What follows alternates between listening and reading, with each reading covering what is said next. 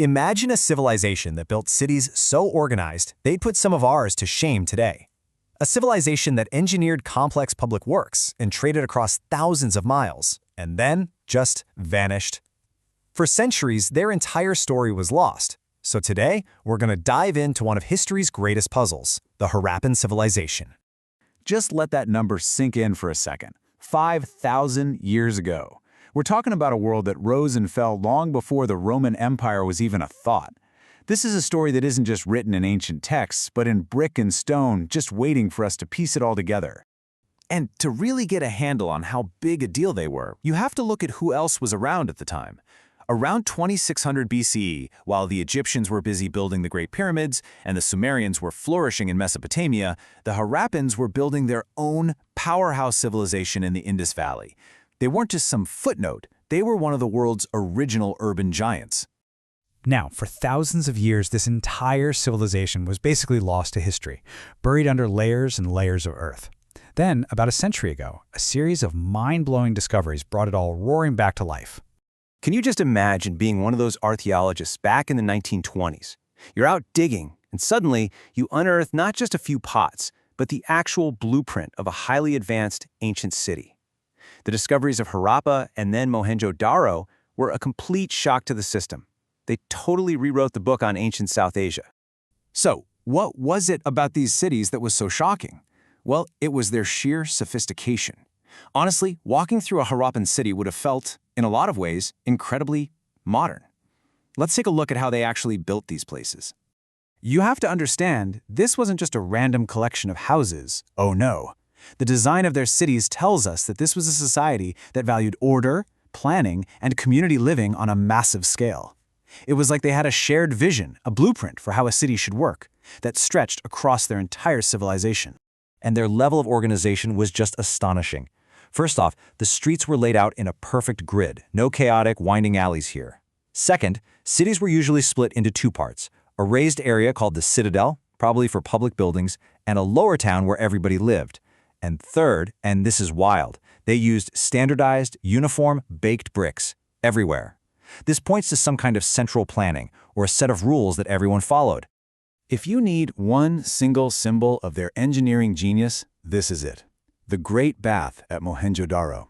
It's this huge, perfectly built public tank lined with waterproofed bricks. This thing wasn't just for taking a dip. Its scale tells us it was probably central to their community life, maybe for big religious rituals. Just incredible. But maybe the most impressive thing they built was actually hidden underground. They had covered drainage systems to carry waste away from homes. Think about that. Many houses had their own private bathrooms and wells. A focus on public health and sanitation like this was absolutely unheard of for its time. Okay, so we've seen their incredible cities, right? But who were the people who actually lived in them? What did they do all day? Let's take a look at the economy and the daily life that made this amazing society tick. While the Harappan economy was a well-oiled machine, they were skilled farmers, growing wheat, barley, and get this, they were some of the very first people in the world to cultivate cotton. Their artisans made beautiful pottery and tools, and they were master traders. How do we know? We found standardized weights and measures all over the region, and they even had port cities like Lothal, which strongly suggests they were sailing to faraway places like Mesopotamia. We get these fascinating little glimpses into their culture, mostly from thousands of small stone seals carved with animals. You see bulls, elephants, even a mysterious unicorn-type creature.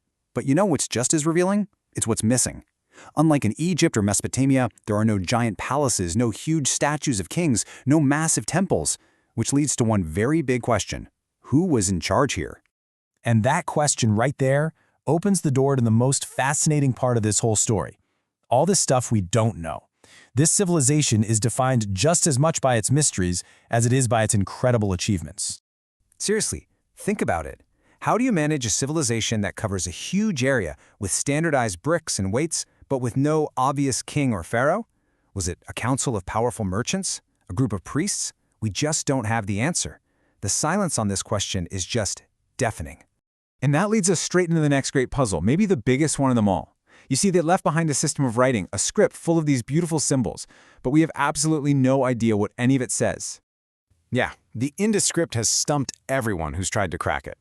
These short little inscriptions are our best chance to hear the Harappans in their own words, to learn their names, their gods, their stories. But for now, that door remains firmly locked. Their voices are still silent.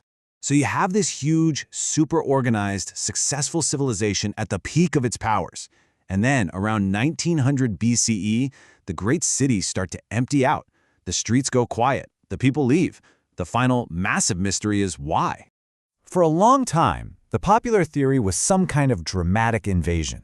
But honestly, there's very little archaeological evidence of a big war. The thinking now points to something slower, and maybe a little more familiar to us today: gradual environmental change.